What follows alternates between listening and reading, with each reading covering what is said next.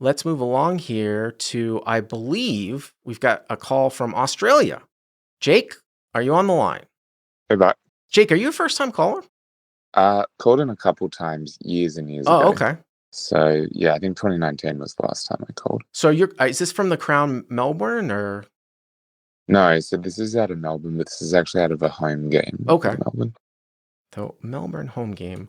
I have this one down as the highest rated call here for today, but I'll probably start to remember it when you tell me the details, but this was an interesting one from what I remember. What's the size of the game? Yeah, it's a bit of a doozy. So it's a 5-5-10, and we are six-handed. For this hand, we're 3,200 effective. 3,200 effective at 5-5-10, six-handed. Okay. Action starts off with the hijack opening to 40. And here's the effective stack. So he's got 3,200. Okay. The button, who's definitely an action player, and 40 is a standard open for this game. Okay. The button, who's definitely a bit of an action player and actually the host of the game, he calls, and it folds around to the hero, who is in the straddle with ace of clubs, queen of clubs, and we make it 200. Ace of clubs, queen of clubs in the UTG straddle, right? Yeah, that's right. Okay. 3 bets to 200. Okay. Both players call. So hijack calls and button calls. Button is a double flatter here. Pot's going to be 600. Hijack in essence is right. I mean, that's like under the gun, right? In a six-handed game? Pretty much. It's like +1. Yeah. Yeah. All right. So you 3-bet ace, queen of clubs from out of position to 4x plus the dead call. Okay. So we're at 600. And the button has about 1,000 behind. Okay. So he's got 1,000 right now. Yeah, right now. And it's like 1,200 before the hand started. So flop comes ace of diamonds, queen of diamonds, 8 of clubs. 8 of clubs? Yeah, 8 of clubs. So you flop top 2.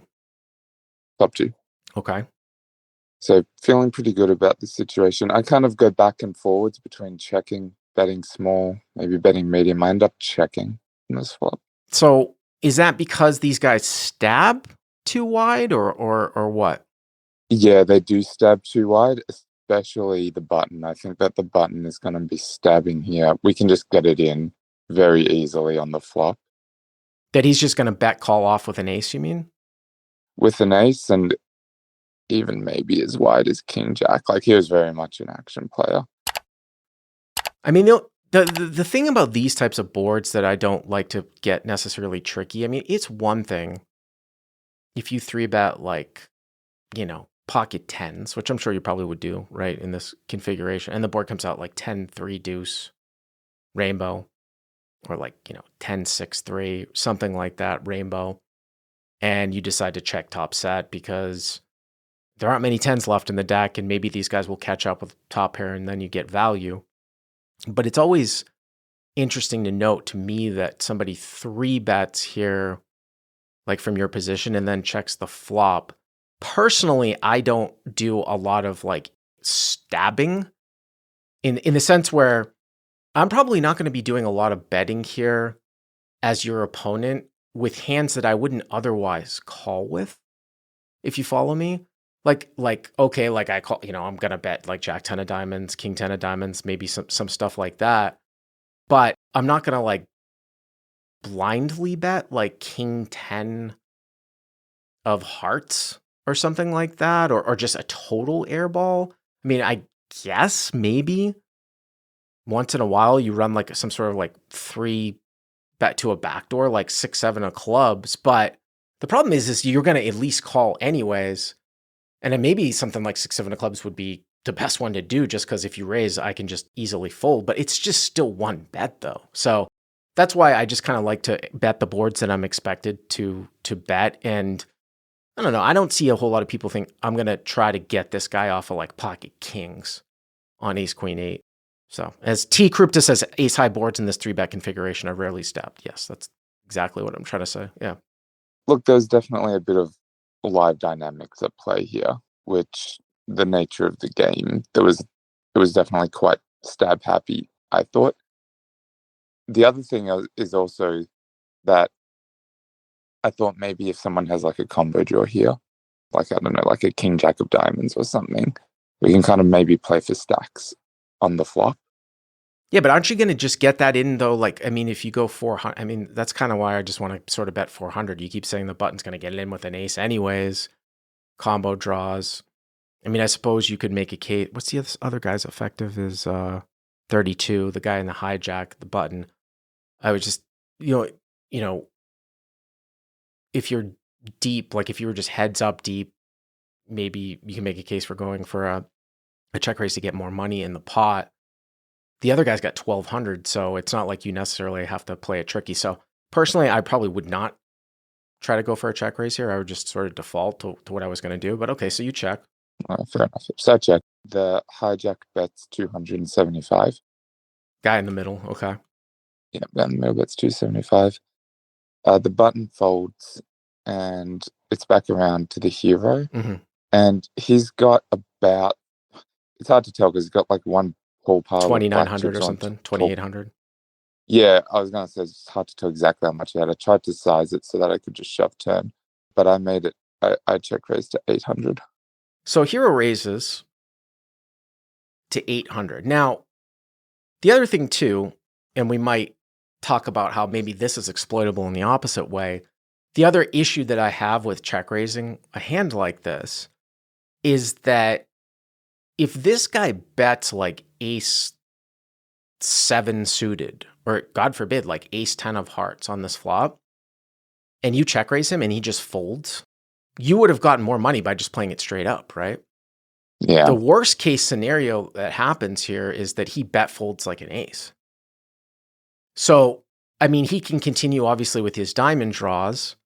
He maybe can continue with like Jack 10 and try to represent diamond, or Jack 10 and like, you know, with a backdoor club draw in this particular spot. I'm just asking you, like, Jake, if you put yourself in the hijack spot and you had opened like ace 10 suited or ace 9 suited, and, you know, same thing happens, button calls, you or somebody else 3 bets out of the straddle, you call, button calls, ace queen 8, 2 diamonds, the preflop raiser 3-better, which in real life is you out of the straddle, checks, and you bet ace 10 for 275 here, button folds, and now the straddle check raises to 800. What do you usually do there in that spot? I'm probably just folding, but in fairness, I'm probably not betting this flop. Okay, that's fair. Yeah, fair. I mean, fair enough, but that's what I'm trying to get at.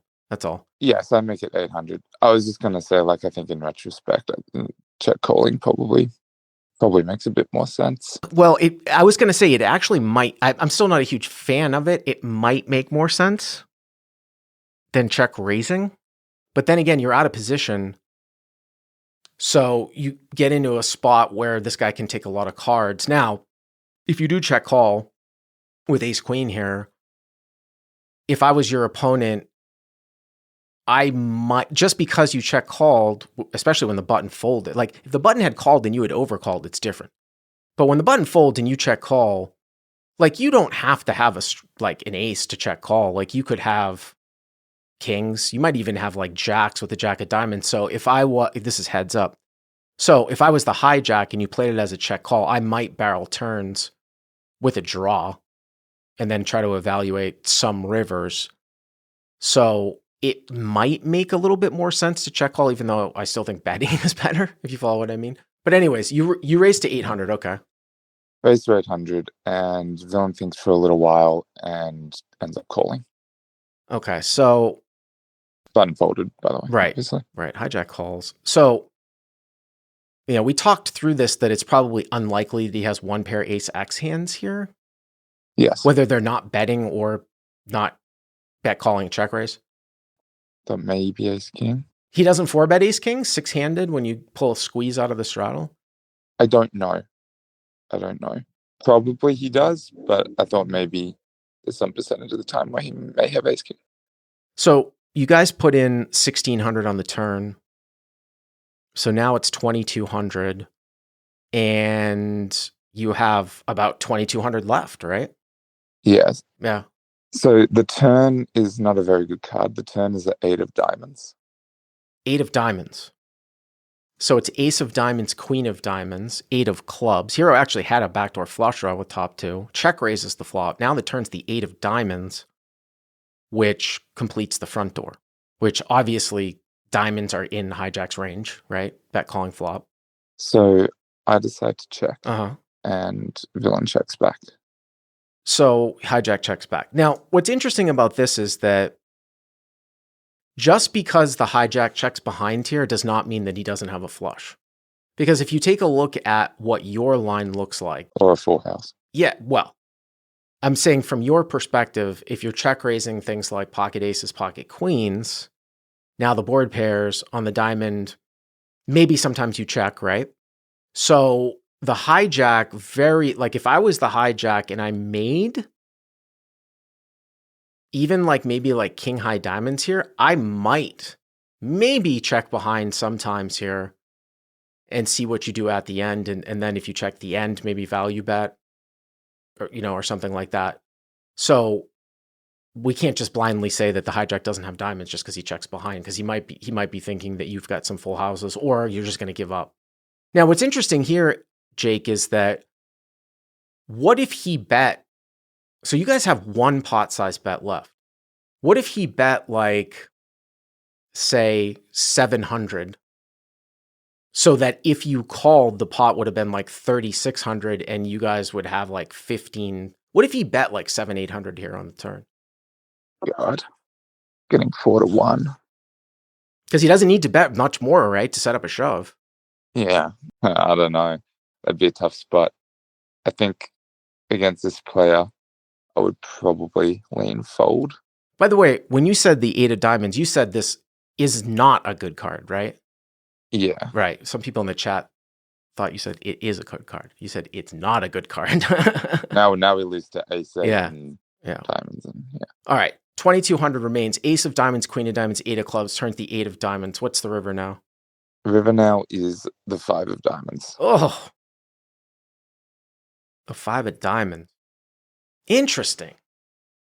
So your hand basically turns to dust in the sense that the only thing that you're beating here is ace, like you said, ace, king, no diamond, or something like that. Correct. Ace, king, no diamond, or you are winning Jack 10, Jack 10 of clubs that again, you would think, well, the whole purpose of calling with Jack 10 of clubs, which is double guide on the flop, would be to bluff a diamond on the turn. So there's probably a frequency that he bets. But then again, though, you could play it I was gonna, because I'm respecting the fact that you've got full houses here. But what I find interesting about this, though, is that if he doesn't have quad 8s, I mean, I assume he's going to 4-bet pocket queens here. Now, you had said there's only one combo of queen. You had said that you didn't know if he was necessarily going to 4-bet ace king, but let's say he 4-bets queen here all the time. So if he doesn't have 8-8 here, if you jam the river from up front, I think you might get almost everything to fold out here. You might get everything to fold out here. You might even put the king of diamonds in a real difficult spot. Yeah. I considered it, and I really wish I did it. I just really wasn't sure. There's a voice in the back of my head, your voice, which was saying, don't get people to try fold big hands. I just wasn't sure he was going to be able to fold the nut flush. But that assumes, though, that he hasn't. So what? You remember, he called the 3-bet pre, right? So he called the 3-bet pre. So that's going to be what? King Jack of diamonds, King 10 of diamonds. Maybe ace king with the king of diamonds. Maybe. An ace king with the king of diamonds. Maybe, right? And I do wonder if those hands 4-bet off. But what if he has any other flush here? What else? Yeah, I guess what else? Jack 10 of diamonds, Jack 9 of diamonds. 10-9. 10-9 of diamonds. I mean, that's a... I wouldn't think that he would call with those at the end. when he loses to the stiff king of diamonds. So, very interesting here.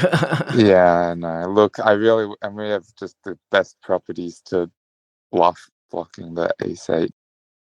Yeah. But I wish I could have this one back. I do end up checking. So is that why you called this one in? Because you wanted to know if the upfront, bluff? That's the main thing. But also the flop check raise I thought was kind of an interesting little thing. So, and again, like, we're also saying too that like we just like, we're kind of washing over, like, it's like, well, I'm trying to get him off like the king, the king high flush, right? But let's say he's got like king jack of diamonds and king 10 of diamonds. He doesn't always check behind on the turn, right? The fact that he checks behind on the turn would discount at least some percentage of the time that he has the king of diamonds, unless maybe it's ace king with the king of diamonds. And again, if you throw out ace king with the king of diamonds because of the no 4-bet pre, then it's just less of a percentage of the nut flush that gets here, because some of the time, whether it's 10, 20, 30%, maybe he's not always checking back everything on the turn. Then he also has quad eights though too. That's the thing. So a part of me was like, shit, am I running into a brick wall here with ace-8 suited and pocket eights, which check back turn?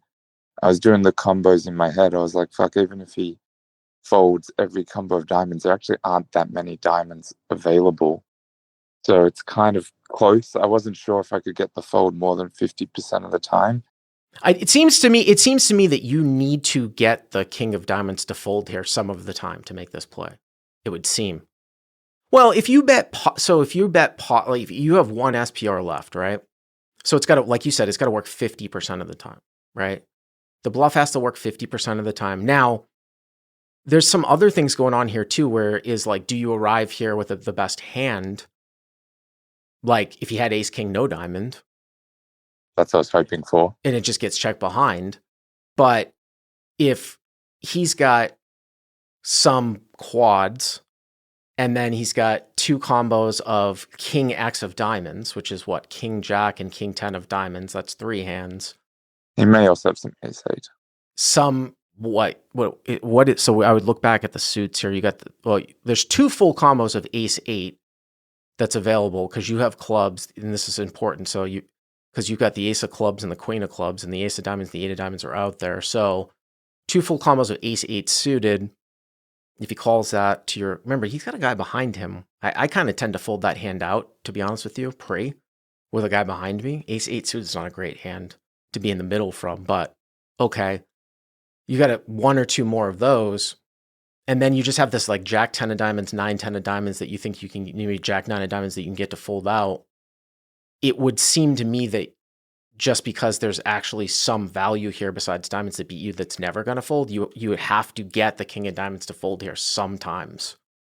Yeah. Now, the funny thing about this, though, in live poker is like, this is a very underbluff spot from your perspective with the line that you took. You might get some people to fold the king of diamonds out because you literally just have to have ace queen and turning it into a bluff here.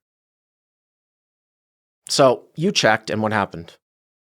Thinks for a little bit, not too long, and then he checks back. And I show, and he shows 10-9 of diamonds. I know, that was my reaction. Yeah. 10-9 of diamonds. Again, we don't want to necessarily be result-oriented. I think we worked through it all. 10-9 of diamonds, jack 9 of diamonds, jack 10 of diamonds is three combos of diamonds. King jack of diamonds, king 10 of diamonds is two combos of king high flushes. Quad eights is one combo, maybe some ace-8 suited. I still think you probably need to get one of the combos of king X of diamond, whatever king of diamonds is, to fold to make this play. And I just wasn't certain that was happening. Yeah. Interesting call. Yeah. Thank you very much. Go ahead. So I was just going to say the other real quick thing as well was that me and the villain, we were chatting a bit like we were probably two of the, I guess, better kind of players in the game.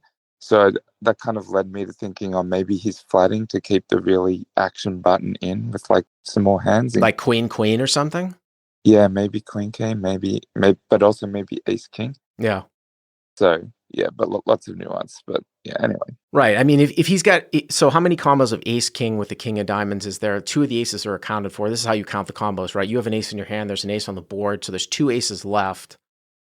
Two aces left, and then there's one king of diamonds, right? So there's two combos of ace king with the king of diamonds.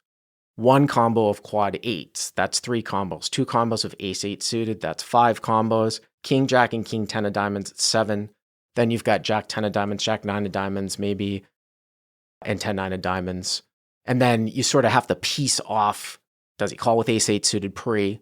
How often does he not 4-bet ace king, right? Like the way that I do that is let's say he flats with ace king 50% of the time. Now we're down to one combo of ace with the king of diamonds. Say he flats with ace eight suited 50% of the time. Now we're down to one of the two combos of ace eight suited. So interesting call. Thank you very much. I appreciate it.